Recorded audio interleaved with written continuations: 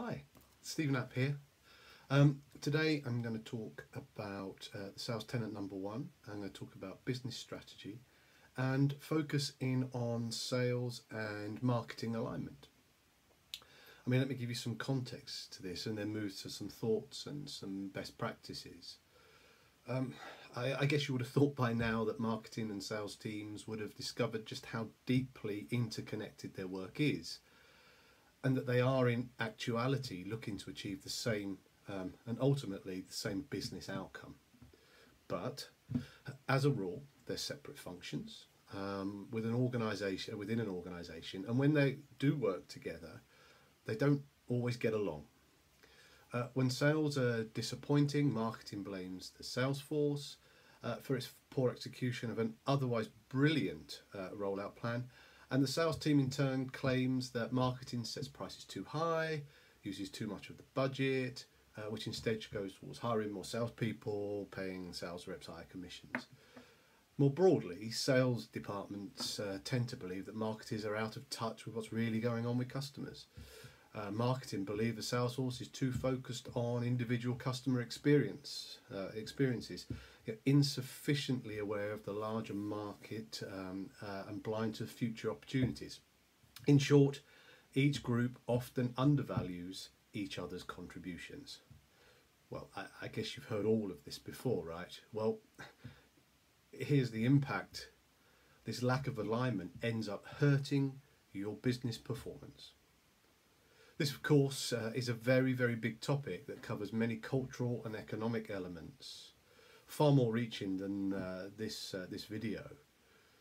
But I've worked across this subject for some 30 years, so I believe I'll add a little bit of value to you here by sharing 3 tactical experiences and 3 best practices.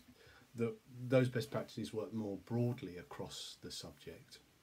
But first of all, let's start with those tactical experiences I have. And the first one I call opportunity discipline.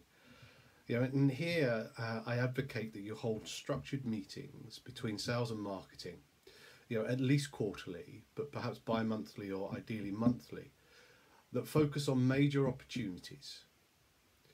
And those key opportunities that need marketing and sales to work together on.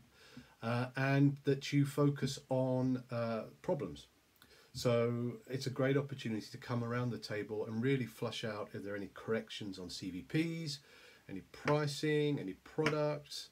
But it sounds so simple. But this discipline is absent in so many companies that I've seen. Second one is create together. Both sales and marketing should both sit in on important account planning sessions. Does this happen? I don't know in your organisation, but where I've seen true sales and marketing alignment, this has worked particularly effectively.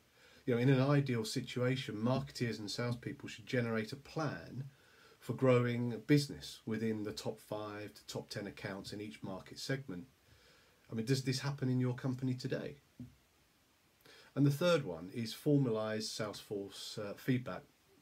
Marketeers commonly complain that salespeople are too busy to share their experiences, ideas and insights. Indeed, very, very few salespeople have an incentive to spend their precious time sharing customer information with marketing. They have targets to reach. After all, they have limited time in which to meet and sell to customers. So it's important that you find ways that work for your business to create this Salesforce feedback. And of course, many sales CRM tools are good enablers in this space. So now moving on to the best practices that I've seen that lead to better integration of sales and marketing. So the first one is define the steps in the sales pipeline. Sales and marketing are responsible for a sequence of activities and events in the pipeline. This is sometimes called the funnel. Marketing is usually responsible for the first few steps, building brand awareness, creating a marketing plan, and generating sales leads. Then sales executes the marketing plan and follows up on leads. This division of responsibility is really important. It's simple and it prevents marketing from getting too involved in individual sales opportunities at the expense of more strategic activities. The second one, set shared revenue targets. And I mean really share them. Sales and marketing share responsibility for revenue objectives. Now, I know this might create you some challenge in your mind around your pay structures, etc.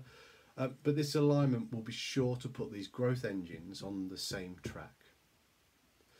The third one is integrate sales and marketing metrics. Sales metrics are much easier to define, I acknowledge that, and much easier to track for sure.